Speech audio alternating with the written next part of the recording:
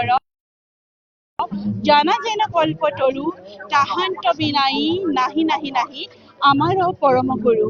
আমি উপস্থিত আছো শোণিতপুৰ জিলাৰ এয়া ধলাই বিলৰ শংকৰ অধিৱেশনত আৰু ৯৫ সংখ্যক এই অধিৱেশনত ৰাজ্যৰ বাহিৰেও বৰ্হি ৰাজ্যৰ পৰাও লক্ষ লক্ষ ভকতৰ সমাগম হৈছে আৰু ভকতৰ পদধূলিৰে এই জ্যোতিৰ্বিষ্ণুৰ সমন্বয় ক্ষেত্ৰ উল্লসিত হৈ পৰিছে আৰু উতুলি বুতুলি এক পৰিৱেশ।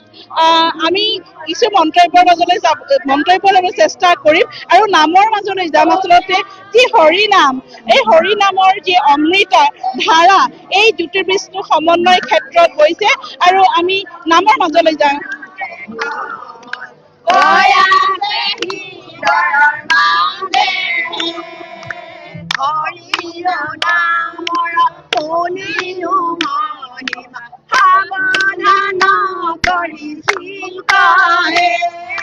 নামে গঙ্গা চৰণে কমল আছে হৃদয়ৰ মাজে অজানিত নামে আজি লগা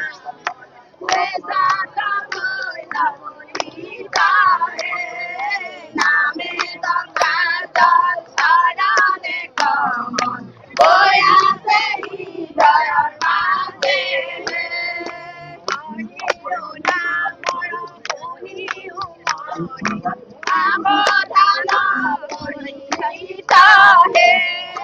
নামে গঙ্গা চৰণে কমল বৈ আছে হৃদয়ৰ মাজে ৰাম ৰাম ৰাম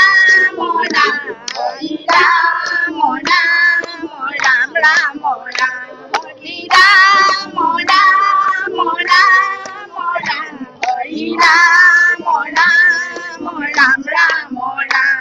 এয়াই আচলতে যি শংকৰ সংঘৰ অধিৱেশন আৰু এই ৯৫ সংখ্যক অধিৱেশনত আপোনালোকে আহিছে, ভকতৰ পদধূলা পৰিছে আৰু পদধূলাৰে এই জ্যোতিৰ্বিষ্ণু সমন্বয় ক্ষেত্ৰ পবিত্ৰ হৈ পৰিছে। ক'ৰ পৰা আহিছে আপোনালোকে আৰু প্ৰতি বছৰ এনেদৰে আহেনে? নাই, এইবাৰ প্ৰথম আহিছো। ক'ৰ পৰা আহিছে? আমি তেজপুৰৰ এই চাৰিদুৱাৰ আৰু বৰপাত গাঁৱৰ এনেকে মিলি পেলাই আহিছো। শোণিতপুৰ জিলাত এনেকুৱা এটা এই দৃশ্য দেখা পায়, লক্ষ লক্ষ ভকতৰ দৃশ্য কেনেকুৱা অনুভৱ? বহুত ভাল লাগিছে। এইকেইদিন ভিডিঅ' বিলাক পাই আছো, ৰ'ব নোৱাৰিলো। আজি মানে পদধূলা ল'বই লাগিব ৰাইজৰ বুলি আমিও মানে কথা পাতি তৎক্ষণাত যাব নোৱাৰো। বহুত বহুত বহুত ভাল লাগিছে। আৰু দেখা পোৱা গৈছে যে লক্ষ লক্ষ ভকত আহিছে, আই মাতৃসকল আহিছে আৰু পদধূলাৰে এই সমন্বয় ক্ষেত্ৰ পবিত্ৰ হৈ পৰিছে। আৰু যি আচলতে গুৰুজনে যি বাট দেখুৱাই থৈ গ'ল এই সমন্বয় কিন্তু শংকৰ সংঘৰ অধিৱেশনৰ জৰিয়তে দেখা পোৱা যায় যে আচলতে সমন্বয় কি, অসমৰ সংস্কৃতি কি ক'ব এই সন্দৰ্ভত? বহুত মানে ভাল লাগিছে আৰু কি ক'ম মানে আৰু মানুহবিলাক মানে একো ভেদাভেদ নাই, মানে সকলো ওলাই আহিছে, জাতি ভেদৰ কোনো কথা নাই আৰু ভাল লাগিছে। অকল আমি সংঘৰ নহয় যদিও মানে বহুত ভাল লাগিছে আৰু শংকৰদেৱকতো সকলোৱে মানে আমিও মানো, তেখেতক শ্ৰদ্ধা কৰো, প্ৰণাম কৰো। নিশ্চয়কে মই কেমেৰা সহযোগী লক্ষ্যক চাৰিওফালৰ যি পৰিৱেশ এই পৰিৱেশটো দেখুৱাবলৈ অনুৰোধ জনাইছো। আচলতে ১৭০০ বিঘা ভূমিত এইবাৰ এই ৯৫ সংখ্যক যি শংকৰ সংঘৰ অধিৱেশন অনুষ্ঠিত হৈছে। ৰাজ্যৰ প্ৰতিখন জিলাৰ পৰা ইয়ালৈ আঞ্চলিক শাখা, প্ৰাথমিক শাখাকে ধৰি পেলাই লক্ষ লক্ষ ভকতৰ সমাগম হৈছে আৰু আমি দেখুৱাই আছো ইয়াৰ পৰিৱেশ। আজিৰ দিনৰ ভাগত মুখ্যমন্ত্ৰী গৰাকী ইয়ালৈ আহিলে আৰু অধিৱেশনৰ আজি দ্বিতীয়টো দিন। মই অকণমান আগুৱাই যাবলৈ অনুৰোধ জনাইছো। আমাৰ লগত ভকত বৈষ্ণৱ আছে, মন্তব্য ল'বলৈ চেষ্টা কৰিম। আচলতে এই পৰিৱেশটো চাৰিওফালে দেখা পোৱা যায়। বিশেষকৈ এই যি শংকৰ সংঘৰ অধিৱেশনত প্ৰতি বছৰে এনেকৈ অসংখ্য ভকতৰ সমাগম ঘটে, আই মাতৃসকল আহে আৰু আপোনালোকেও এখন আঞ্চলিক শাখাৰ পৰা আপোনালোকে আহিছে। কি অনুভৱ, কি ক'ব? এইটোতো অনুভৱ মানে কৈ প্ৰকাশ কৰিব নোৱাৰি, ইমান সুন্দৰ অনুভৱ। আমি আচলতে বছৰটোত এই দিনটোৰ কাৰণে ৰৈ থাকো। ফেব্ৰুৱাৰী মাহৰ দ্বিতীয়টো সপ্তাহ যোৱাবাৰ 4 দিনীয়া হৈছিলে বিভিন্ন সময়ত কিছুমান কাৰিকৰী মানে পৰিচালনা সহায়ৰ কাৰণে এবাৰ 3 দিনীয়া কৰিছে। প্ৰতি বছৰে 6, 7, 8 বা 7, 8, 9 এনেকৈ অধিৱেশনসকলে আমি বাট চাই থাকোঁ। আমাৰ হাজাৰ 12,000 মান যুৱক যুৱতী প্ৰতি বছৰে আহে। অৱশ্যে পৰীক্ষাৰ সময় থাকে, মেট্ৰিক পৰীক্ষা, হায়াৰ ছেকেণ্ডেৰী পৰীক্ষাৰ সময়ৰ কাৰণে বহুত ল'ৰা ছোৱালী কম থাকে। তথাপি এতিয়া দেখিছে আপুনি যিবিলাক হৈ আছে চাৰিওফালে দেখিছে, এয়া এদিনীয়া কাম নহয় আচলতে। 3 বছৰ জোৰা, 3 বছৰ আগতেই গম পাইছিলে যে তেজপুৰত হ'ব বুলি। এতিয়া আৰু 100 বছৰ এইটো 95 100 বছৰীয়া যিটো হ'ব, ক'ত হ'ব এতিয়া এইটো ধৰক আমাৰ প্ৰস্তুতি হয়। আৰু তাতকে ডাঙৰ কথা হ'ল এই যিখন বৈকুণ্ঠপুৰীলৈ পৰিণত কৰিছে, ইয়াতে হাজাৰ ভকত বৈষ্ণৱ এই জিলাখনৰ 1.5 মাহ ধৰি শ্ৰমৰ ফলত এনেকুৱা হৈ উঠে। নিশ্চয়কৈ আচলতে এই শোণিতপুৰ জিলাৰ যি জামুগুৰি হাটৰ এই ঢলাই বিলত 1700 বিঘা ভূমিত এইবাৰ 95 সংখ্যক শংকৰ সংঘৰ অধিৱেশন হৈছে। আৰু ক'ব লাগিব যে শোণিতপুৰ জিলাৰ যি শংকৰ সংঘৰ শাখা আছে, তেওঁলোকে এনেকৈ লাখ ভকতক আপ্যায়নৰ ব্যৱস্থা কৰিছে। আমাৰ লগত আৰু একাংশ ভকত আছে, অকণমান মন্তব্য ল'ব চেষ্টা কৰিম। দ্বিতীয় বৈকুণ্ঠ ধামলৈ পৰিণত হৈছে এই জ্যোতিৰ্বিষ্ণু সমন্বয় ক্ষেত্ৰ। আপোনালোকেও আহিছে, ক'ৰ পৰা আহিছে? আমি গুৱাহাটীৰ পৰা আহিছো।